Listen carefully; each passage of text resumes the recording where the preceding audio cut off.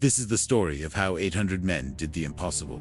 They defended a single building against an entire army. The year is 1937. The city is Shanghai. The Imperial Japanese Army has shattered the Chinese defenses. After 3 months of brutal fighting, the Battle of Shanghai is lost. The Chinese army is in a full, chaotic retreat. The city is being abandoned. But one battalion is given a new, unthinkable order. They are to stay behind. They are to make a suicidal last stand. Their mission is not to win. Their mission is to be a symbol. They are to show the world that China is not broken. Their fortress is a single, 6-story concrete building, the Sihang Warehouse.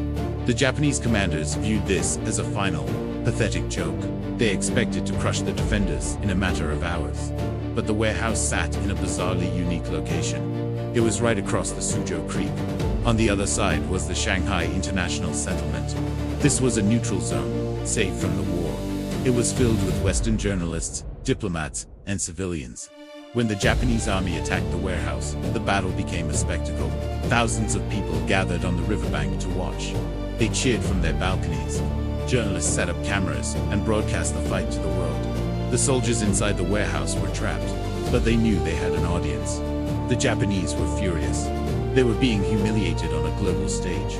Their victory was being stalled by a single building. A reporter shouted across the creek, asking how many men were inside.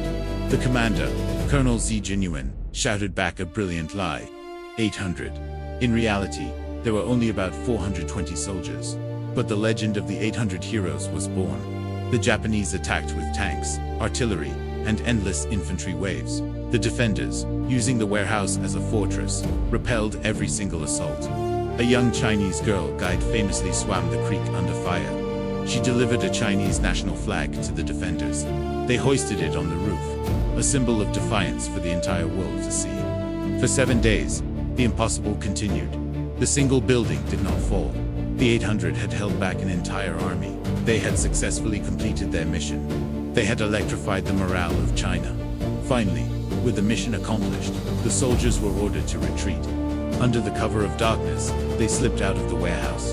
They crossed the bridge into the international settlement. They were not a defeated force. They were national heroes.